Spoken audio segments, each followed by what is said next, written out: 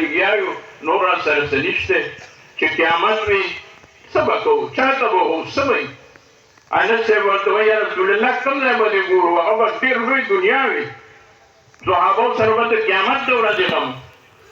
مونږ او تاسو چې راغلي یو د دقې غم او فکر دپاره راغلي یو چې د محبوب شفاعت راته میلاو شي الله دې ما او تاسو ټولو ته د محبوب صلی الله علیه وسلم شفاعت کامل نصیب کړي آمین او د نبی علیه السلام کامل محبت باندې دې الله زموږ ستاسو دغه شفاعت کامله او دغه شفاعت خاصه دا دې الله زموږ ستاسو نصیب کړي ورونو دی تاسو ته ووایي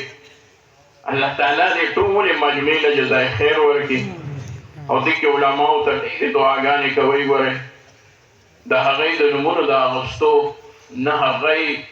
دا اجازت کوي او نه زه وایم چې بس دغه خو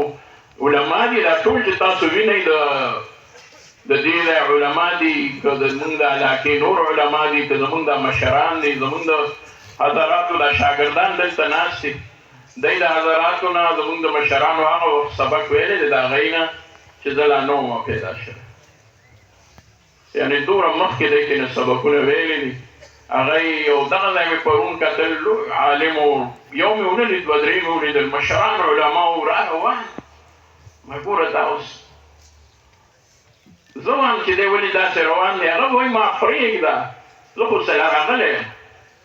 نو که دا تاسو یې وینئ او که په دې مجمع کې ناست یي که پېژنئ که نه خو دغه علماو ته دعا کوئ چې الله د دی دا سایې زمونږ او ستاسو په سرونو قایمې دایمې ساتي زمونږ د ټولو اکابرو دی الله عمر دراز صحت کامله او خدمات جلیله هغه دې مزید الله تعالی زمونږ د دې اکابرو نصیب کړي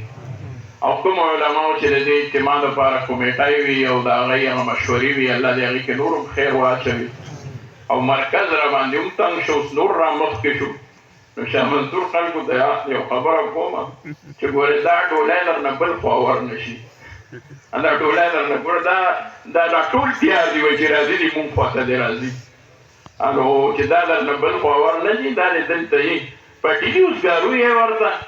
مونږ به نه یو دا به وي انشاءالله که مونږ نه یو نو خامخا به مړېږو ولې څه به کوو مړېږو به خامخا خو چې مونږ نه یو دا ګلشن هم دغه شان وي نو الله دې زمونږ ارواحو ته د دې دا خوشحالۍ هغه مونږ ته راورسوله کړي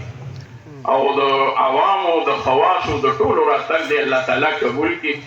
تاسو ما ته پته ده ډېر په مینه محبت چې راغلي وئ نو دې کې هغه فایدې دواړه حاصلې شوې د ختم نبوت لومبنی مقصد او دې کې یو بله فایده ډېره لویه حاصله شوه چې د اکابرو دیدار پکې وشو او بله ډېره لویه فایده پکې دا وشوه چې باقاعده یو روحاني اجتماع وه درنګ په درنګ ساعت په ساعت باندې سحر او ماښام به اذکار او اعمال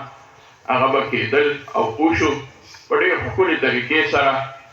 دا د دې اجتماع الحمدلله منفرد حیثیت دی منفرد خصوصیت دی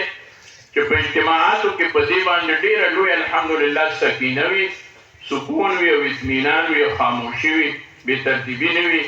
الله دې زمونږ دیني اجتماعات ټول هغه دې الله تعالی په احسن ترتیب سره برابر کړي الله دې تاسو خوشحاله کړي